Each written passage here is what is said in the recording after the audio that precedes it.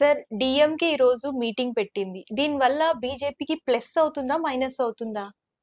అఖిలపక్ష సమావేశం పెట్టినట్టుంది ఇవాళ. హ్మ్. అఖిలపక్ష సమావేశం అందరిని ఎందుకు పిలిచిందంటే, బీజేపీ మొత్తం టోటల్గా ఇండియా అంతా బీజేపీ గవర్నమెంట్ మొత్తం డీలిమిటేషన్ సీట్స్ ఏవో చేసి అవన్నీ కూడా మొత్తం ఎంపీ సీట్లు మార్పులు చేర్పులు అవుతున్నాయి. దాంట్లో వాళ్ళకి ఆ తేడా వస్తే 8 సీట్లు తేడా వస్తుంది. అంటే 38 39 సీట్లు ఉన్నాయి వాళ్ళకి. 8 సీట్లు తగ్గిపోతాయి అనేది వాళ్ళకి వచ్చింది. కనుక వాళ్ళు డిఎంకే కానీ వాళ్ళు తమిళనాడు వాళ్ళు ఎలా ఉంటారంటే, బయట రాష్ట్రం కాడికి వెళ్తేప్పుడు అందరూ ఒకటైపోతారు. అన్ని పార్టీలు ఉండే వాళ్ళకి అంత వాళ్ళ భాష కావాలి, వాళ్ళకి వాళ్ళ రాష్ట్రానికి ఏం కావాలో అది తెచ్చుకోవడానికి పార్లమెంట్ లో కూడా ఒకటైపోతారు, అన్ని దగ్గర ఒకటవుతారు. వాళ్ళు ఎంత కలిసికట్టుగా ఉంటారు. వాళ్ళు ఏంటంటే వాళ్ళ భాష ముఖ్యం, వాళ్ళ ప్రజల ముఖ్యం. సార్ మీరు అన్నట్టు భాషే ముఖ్యం అంటే ఇందులో ప్రశాంత్ కిషోర్ ఇంగ్లీష్ లో మాట్లాడారు, అలాగే విజయ్ గారు కూడా ఇంగ్లీష్ లోనే మాట్లాడారు. సో మరి విజయ్ పార్టీ డిఎంకేని ఢీ కొట్టగలదంటారు? ఆ విషయం కూడా నేను చెప్తాను. ఈ విషయం ఫినిష్ అయితే ఆ విషయం కూడా చెప్తాను. అయితే భాష ముఖ్యం. ఇప్పుడు దాన్ని అఖిలపక్షం మొత్తం కమలాసన్ గారి దగ్గర నుంచి అందరూ వచ్చారు. అందరినీ కూర్చోబెట్టి మొత్తం టోటల్ గా మన తమిళనాడుకి ఏం కావాలి, తమిళనాడుకి దీన్ని వ్యతిరేకించాలని చెప్పి ఇక్కడ వచ్చి విజయ్ గారు ఆటోమేటిక్ గా డిఎంకే మీద పోరాడుతున్నారు, చాలా వెరీ సీరియస్ గా. అయితే డిఎంకేని పడగొట్టాలనుకుంటున్నారు. కానీ అక్కడికి వచ్చి ఆయన ఏం మద్దతు ఇచ్చాడు? దక్షిణాది రాష్ట్రాలు మనల్ని చిన్న చూపు చూస్తున్నాయి, మనల్ని ఇంకా ఇది చాలా దారుణం కాబట్టి అఖిలపక్ష సమావేశంలో ఇనానిమస్ గా మన అందరం కూడా ఈ విషయంలో మనం ఒప్పుకునేది లేదు, పోరాడుదాం. ఉత్తరాది రాష్ట్రాలు ఇప్పటికే వాళ్ళు వాణిని వినిపిస్తూ ఉన్నాయి. ఇప్పుడు మనకి ఎంపీ సీట్లు తగ్గితే మన దక్షిణాది రాష్ట్రాల నుంచి మనం ఇంకా తగ్గిపోతాం, మన వాయిస్ పార్లమెంట్ లో వినిపించలేము అన్నమాట అన్నారు. కమలాసన్ గారు ఆ మాట అన్నారు. అఖిలపక్షం మొత్తం డిఎంకే గాని అన్ని అన్నారు. మొత్తం అంతా ఒక ఏకతాటి మీద వచ్చారు. ఇది ఒక పార్ట్. దీని మీద పోరాటానికి అందుకే చెప్పాను, వాళ్ళకి భాష ముఖ్యం, వాళ్ళ రాష్ట్రం ముఖ్యం. వాళ్ళు బయటికి వెళ్తే వాళ్ళు డిఫరెంట్ వాళ్ళ రాష్ట్రంలో డిఫరెంట్ యూఎస్ లో మాట్లాడతారు పార్టీలు తప్ప, వాళ్ళు అక్కడ ఢిల్లీలోకి వెళ్తే ఢిల్లీలో అందరూ ఒకటే.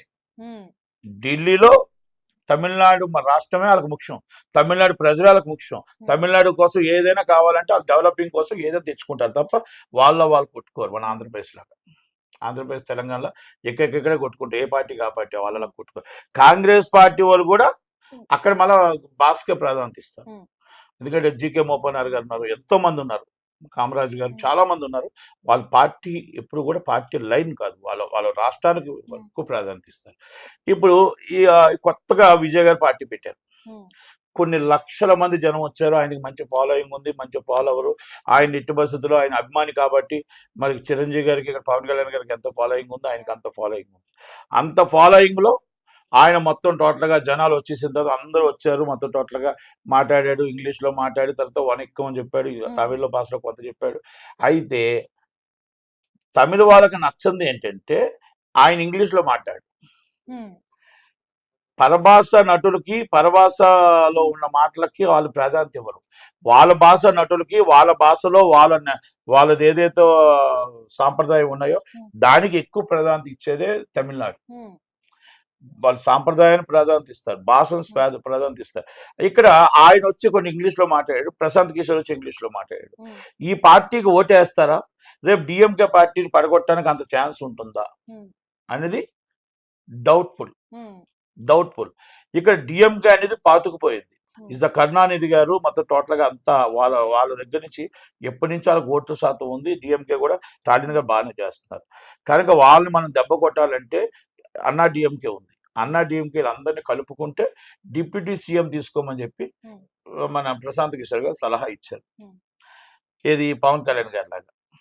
అయితే అక్కడ డిప్యూటీ సీఎం తీసుకోవడానికి వస్తాడా, లేకపోతే ప్రతిపక్షంలో ఉండటానికి వస్తాడా? ఎందుకంటే విజయకాంత్ గారు కూడా మంచి పవర్ఫుల్గా వచ్చారు, 26 సీట్లు ఆగిపోయారు. కనుక డిఎంకే అనేది ఇప్పుడు బ్యాడ్ లేదు. డిఎంకే అని ఢీకొనాలి అంటే అక్కడ భాషా ప్రాంతం అనేది ఇంపార్టెంట్. కనుక నాకు తెలిసి విజయ్ గారు డిఎంకేని ఢీ కొట్టడానికి అంత అవకాశం అయితే లేదు, మళ్ళా డిఎంకే రావడానికి అవకాశాలు ఉన్నాయి. వీళ్ళు మొత్తం అందరూ ఒకటైనా డిఎంకేకి ఎక్కువ అవకాశాలు ఉన్నాయి, ఒకవేళ వేరువేరైనా డిఎంకేకి ఎక్కువ అవకాశాలు ఉన్నాయి. ఎందుకంటే 48% ఓట్లు వచ్చి వాళ్ళే నిలబడి గవర్నమెంట్ ఫామ్ చేస్తారని అనుకుంటున్నాను. ఎందుకంటే వాళ్ళకి మంచి పేరు ఉంది. భాషలో లోపం ఉండొచ్చు, లేకపోతే అక్కడ డైలాగ్ వర్షన్ డెలివరీ అవ్వచ్చు. అక్కడ చెప్పే కదా, అక్కడ సాంప్రదాయానికి భాషకి ప్రాధాన్యత ఇస్తారు. కనుక విజయ్ గారిని ఆర్టిస్ట్ గా యాక్సెప్ట్ చేశారు. రాజకీయ నాయకుడిగా యాక్సెప్ట్ చేస్తారా లేదో చూడాలి. ఎందుకంటే చిరంజీవి గారిని చేయలేదు, రజనీకాంత్ గారు చేయలేక ఆగిపోయాడు. ఆయనకు ఆల్రెడీ చూసుకొని ఆగిపోయాడు. కనుక పవన్ కళ్యాణ్ గారిని కూడా 2 సార్లు చేయలేదు, ఒక్కసారి కూడా కొంత చేశారు. అందరూ కలిస్తే 21 సీట్లు వచ్చింది ఆయన. కనుక ఇవన్నీ కూడా వెయిట్ చేసుకుంటే హీరోగా టాప్ హీరో, పొలిటికల్ అనేది వెయిట్ చేసి చూడాలి. అంటే కనుక ప్రజలు స్క్రీన్ పైన చూసే హీరోని స్క్రీన్ మీద ఇష్టపడతారు, ఎస్, రియల్ లైఫ్ లో అంత అవును. ఉండదు. అది ఇంకోటి ఏంటంటే ఇప్పుడు ఏదైతే వాళ్ళ అఖిలపక్ష సమావేశం జరిగిందో అది బీజేపీకి తీవ్ర నష్టం చేస్తుంది. అన్నమలే మొత్తం టోటల్ గా బీజేపీ రావడానికి, బీజేపీ దగ్గరగా ఒక 2 సీట్లు 3 సీట్లు 4 సీట్లు రావడానికి ప్రయత్నం చేయడానికి చేస్తున్న ప్రయత్నంలో, బీజేపీ రావడానికి ప్రయత్నం చేస్తున్న దాంట్లో ఇది నీళ్లు పోసారనే చెప్పొచ్చు. ఎందుకంటే చెప్పాను కదా, కన్నడీకులు ఎంత స్ట్రాంగో తమిళన్స్ అంతే స్ట్రాంగ్. వాళ్ళ రాష్ట్రం కోసం వాళ్ళు ఏమైనా చేస్తారు. పక్క రాష్ట్రంకు న్యాయం జరుగుతుందంటే వాళ్ళు ఒప్పుకోరు, వాళ్ళ రాష్ట్రానికి న్యాయం జరగాలి. కావేరీ జలాల నుంచి ఎన్నో చూస్తాం. కనుక బీజేపీ చేస్తున్న ఈ కుట్రని బీజేపీకి నష్టం జరుగుతుంది, బీజేపీకి లాభం జరుగుతుంది. కనుక బీజేపీకి తీవ్ర నష్టం జరుగుతుంది. ఇవాళ అఖిలపక్ష సమావేశం, రేపు వాళ్ళు మొత్తం టోటల్గా హైలైట్ చేయడం కానీ ఇవన్నీ కూడా తీవ్ర నష్టం జరుగుతుందని చెప్పగలుగుతాం. Thank you.